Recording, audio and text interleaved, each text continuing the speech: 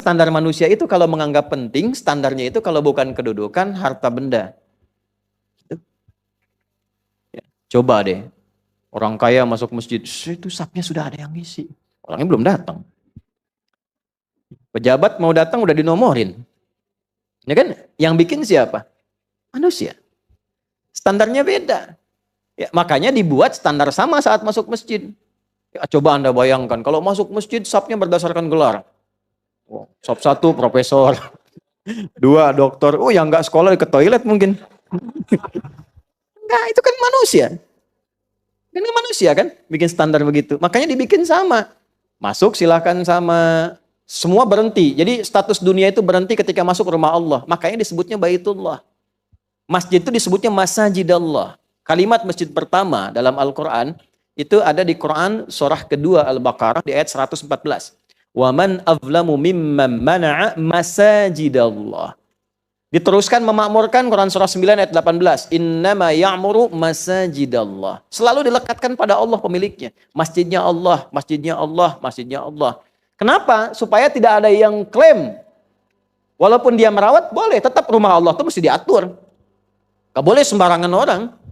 Saya mau tiduran di sini Pak. Nggak bisa Pak, ini ditutup. Ini kan punya Allah, bukan punya Bapak. Nggak bisa. Tetap ada aturannya. Makanya ada rumusan kemakmuran masjid. Ada pengelola masjid. Dengan turunnya Quran 9 ayat 18. Tapi pengelola masjid ini pun tidak boleh melebihi kapasitasnya. Seakan-akan menjadi pemilik mutlaknya. Dibuatlah aturan oleh Allah. Dari aturan pengelola bagaimana. Ya, menata untuk ibadah bagaimana. Mengelola harta di situ bagaimana. Supaya tidak melebihi kapasitasnya. Tetap yang punya Allah. Anda diberikan rizki, dititipkan oleh Allah pada Anda untuk menyempurnakan pembangunan. Walaupun sumbangan Anda 50 M, hartanya bukan punya Anda. Cuma Anda dipilih kebagian, dapat pahalanya dari situ. Dititipkan oleh Allah lewat Anda. Jadi kalaupun Anda nyumbang paling besar, bukan berarti semua harus punya Anda. Lantas Anda buat kebijakan yang melebihi kebijakan Allah. Itulah sebabnya dibuat ketentuannya Masajidallah, masjidnya Allah. Jelas gak? Gitu ya. Jadi aturannya sama. Silahkan masuk sama. Sapnya sama. Kalau ada kondisi tertentu memang diatur, silahkan atur. Tapi jangan melebihi aturan Allah Subhanahu wa Ta'ala. Paham sampai sini? Itulah dilekatkan kalimat Masajidallah untuk memberikan sebuah penguatan. Oke, ini standar manusia. Jadi penting itu kalau punya harta, punya kedudukan, penting manusia. Di sisi Allah, standar orang elit dan penting. Itu ukurannya ternyata bukan dunia.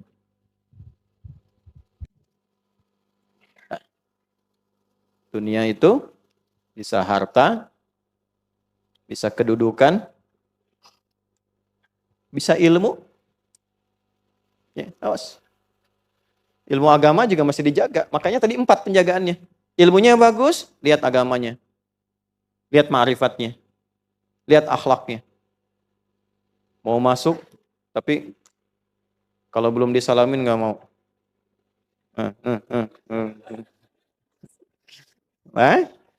Ada penjagaannya, akhlaknya, dari mulai interaksinya, ngajarkannya bagaimana, itu standar. Ini juga sama. Nih, dunia, manusia.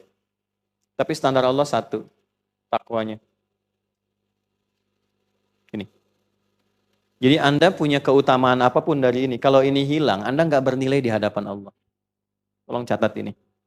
Anda punya dunia Anda kumpulkan, harta paling banyak silahkan, menguasai benua. Benua itu bahasa Arabnya qarah.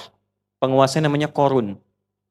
Kenapa disebut Qarun? Ada satu tafsir mengatakan karena hartanya begitu banyak seperti punya benua. Dikumpulkan. Anda punya itu tapi nggak punya ini. Anda nggak punya nilai di hadapan Allah. Anda punya kedudukan tinggi, silahkan kendalikan apapun. Silahkan. Tapi Anda nggak punya takwa. Anda nggak bernilai di hadapan Allah.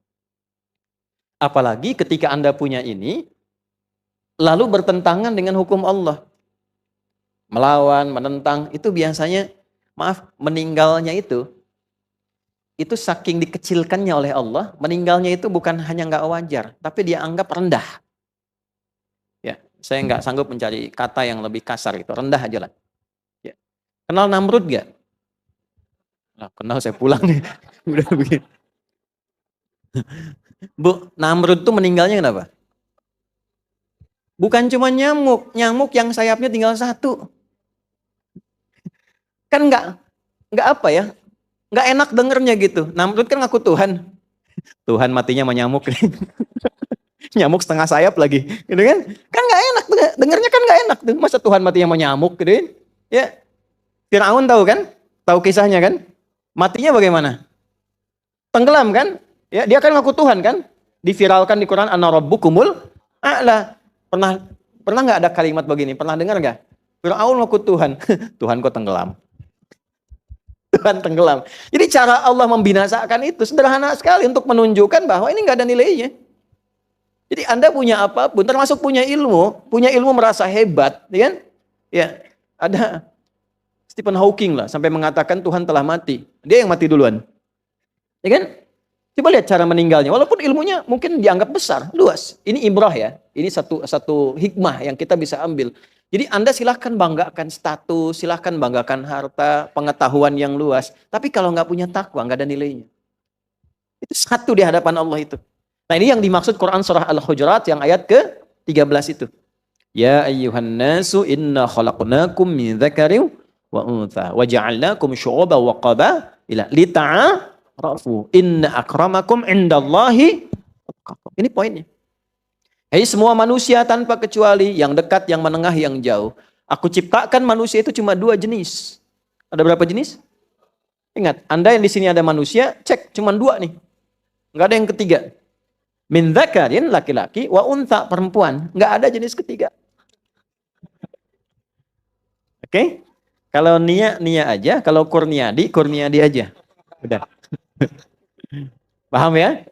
Baik. Jadi cuma 2, tidak ada yang ketiga. Wa ja'alnakum syu'uban wa qabail. Dari situ kemudian silahkan saling mengenal, berta'aruf, membangun hubungan sosial dari kekeluargaan sampai masyarakat. Tapi kalau nanti naik statusnya, bergaul dengan orang, ya, maaf mungkin ada yang disanjung, ditinggikan, dihormati, wajar keduniaan. Tapi kata Allah dalam pandanganku standarnya 1. Inna akramakum indallahi indan nasi. Mungkin di kalangan manusia, mungkin aghnakum yang paling kaya.